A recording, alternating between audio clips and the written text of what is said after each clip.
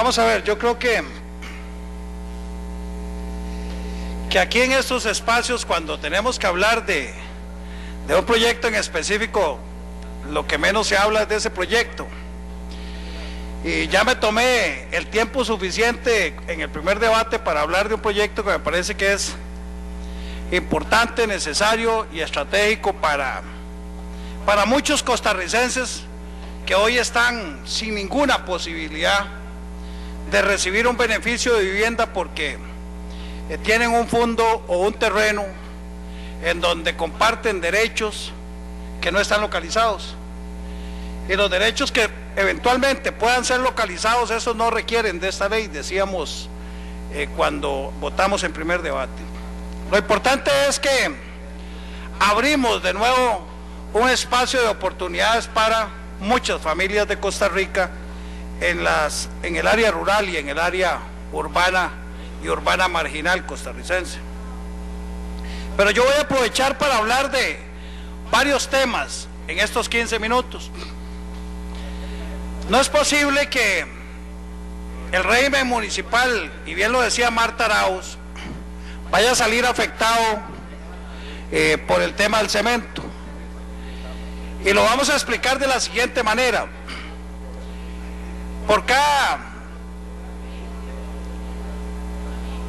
el 5% del cemento producido en Guanacaste genera un impuesto que va al régimen municipal. Y tuvimos que hacer un esfuerzo porque la materia prima de Guanacaste, que es el clinker, que es solo 80% del cemento en materia prima, se estaba yendo para Cartago y allá lo terminaban de producir y el cemento producido generaba ese 5% para Cartago y para San José y nos afectaba. Entonces ahí hicimos un gran esfuerzo para lograr que ese cemento que se iba a Cartago, el impuesto quedara en la provincia de Guanacaste. Voy a aclarar, son más de 120 millones anuales los que van a sentir una disminución importante en cada una de las municipalidades de la provincia de Guanacaste. Hoy está ingresando el barco chino con 12,000 toneladas de cemento a puerto. Esta semana, ayer, hoy, o viene en camino, ya se va a desembarcar. Eso no genera un solo colón de impuesto a ninguna municipalidad de este país. Eso genera una diferencia en el mercado de cemento del 5%, afectando a la producción costarricense. O sea que estamos importando cemento más barato, 5%, solo en materia impositiva, con menos recursos para las municipalidades. Y entonces esa cantidad de cemento, 12,000 toneladas, va a entrar al mercado. Posiblemente va a ser un poco más barato, efectivamente, porque la carga impositiva es menor, y entonces aquí vamos a tener una afectación para las municipalidades. Ese cemento no se puede gravar porque no hay una ley que grave el cemento importado, pero aquí el gobierno de la República publicó un decreto y mediante decreto está afectando los ingresos del régimen municipal costarricense. Y sobre todo las provincias donde se produce cemento, que son las provincias de Guanacaste, Cartago, San José, que son las que se distribuyen el cemento o el impuesto al cemento producido en Costa Rica.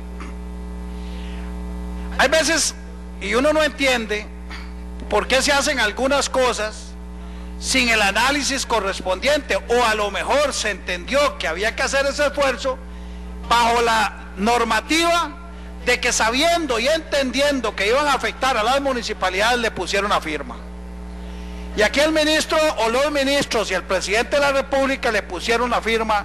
Y un día hablaba Antonio Álvarez de Santi que es que a los ministros y al presidente de la República le llegan los decretos y entonces ponen la firma.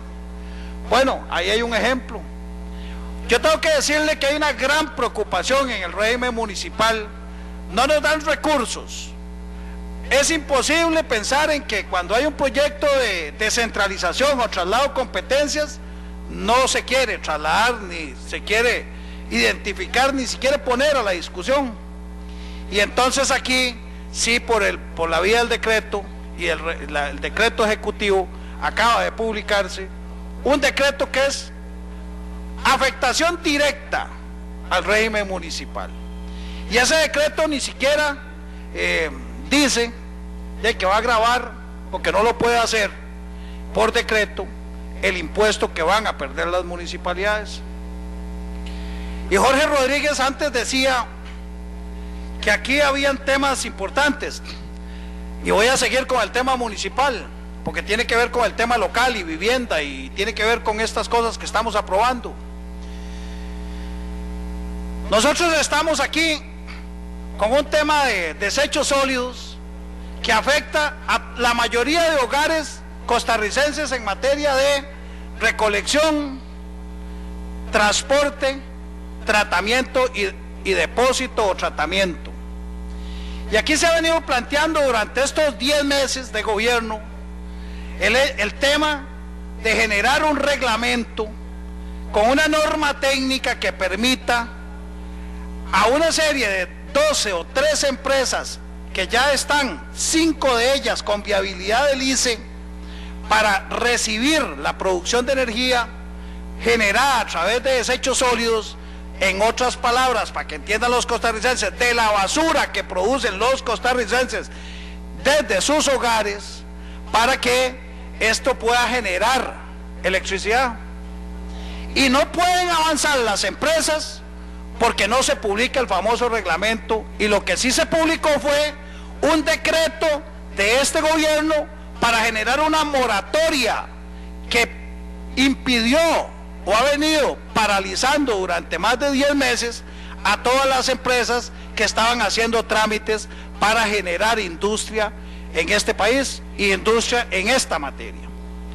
Hay un recurso a la sala, una acción de inconstitucionalidad que presentamos a la sala para resolver el problema, porque no tiene plazo, el decreto es inconstitucional, y tampoco la sala constitucional resuelve. ¿Hay gobernabilidad o no hay gobernabilidad en Costa Rica?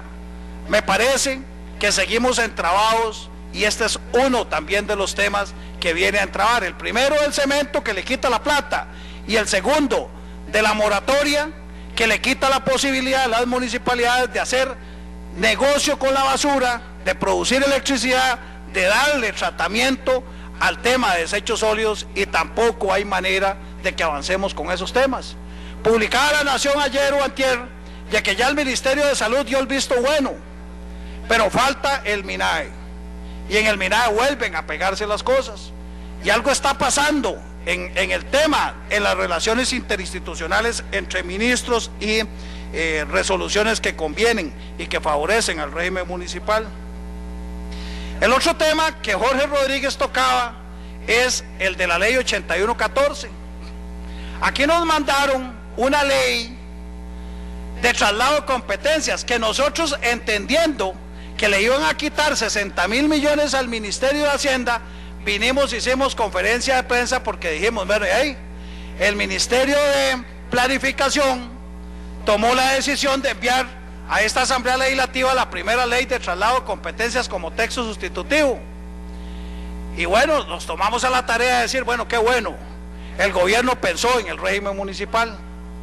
Ahora que estábamos en sesiones extraordinarias y aquí pedimos que se convocara, se convocó el proyecto y estamos a punto de archivarlo, porque la verdad es que lo mandamos a consulta, pero no es viable y no cumple con la ley de transferencia de competencias, y no cumple con la normativa del artículo 170 constitucional. Y entonces otra vez venimos a decirle al régimen municipal, sí, pero es una mentirilla, mire, le vamos a mandar un proyecto, pero no, lo vamos a mandar a consultar a todo el régimen municipal, y lo vamos a mandar a consultar, o lo vamos a enviar a la Asamblea Legislativa, pero no es viable. Y lo discutimos en la Comisión de Asuntos Municipales un día de eso. Entonces nos dijeron, no, miren, es que en hacendarios estamos haciendo un esfuerzo para que ese mismo proyecto, pero arreglado con un proyecto que elaboró diputado Michael Arce, y que le firmamos nosotros, entonces vamos a equilibrar el 7.25 al 23.25, Y antes era el proyecto para quitarle la plata al CONAVI, pero como el ministro está en contra y el CONAVI también, y tienen razón, entonces le vamos a quitar la plata al Ministerio de Hacienda. Y entonces hicimos un texto sustitutivo para quitarle la plata al Ministerio de Hacienda. Vamos a ver en estos días si el ministro de Hacienda está a favor de eso, porque si no seguimos diciéndole a las municipalidades que todo aquí es de mentirilla, que estamos vacilando, que estamos jugando un rato con el régimen municipal. Y entonces aquí estamos ya listos para sumar los votos, para votar, pero ese proyecto tiene que ser consultado al Ministerio de Hacienda para que no tenga un vicio de consulta que establece el reglamento legislativo y que después la Sala Constitucional lo declare inconstitucional. Nosotros aquí, lo decía Jorge Rodríguez, ¿por qué no lo mandan? Estamos listos para votar. Bueno, si lo dictaminan en la comisión de hacendarios, que por cierto, un jueves de estos ocurrió algo interesante también con diputados que dijeron que iban a votar y que después no votaron y que después se salieron, ¿verdad?, para no votar. Entonces seguimos en el vacilón con el régimen municipal y con el desarrollo local.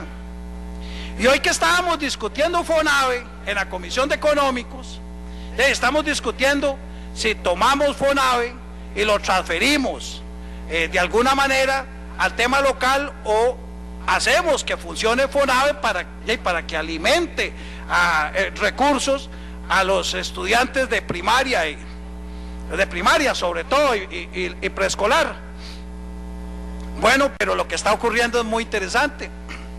De pronto lo que quieren es quitarle la personería jurídica a FONAVE, lo que están buscando es quitarle la desconcentración máxima y mínima y prácticamente convertirlo en una dirección, un departamento del Ministerio de Educación Pública.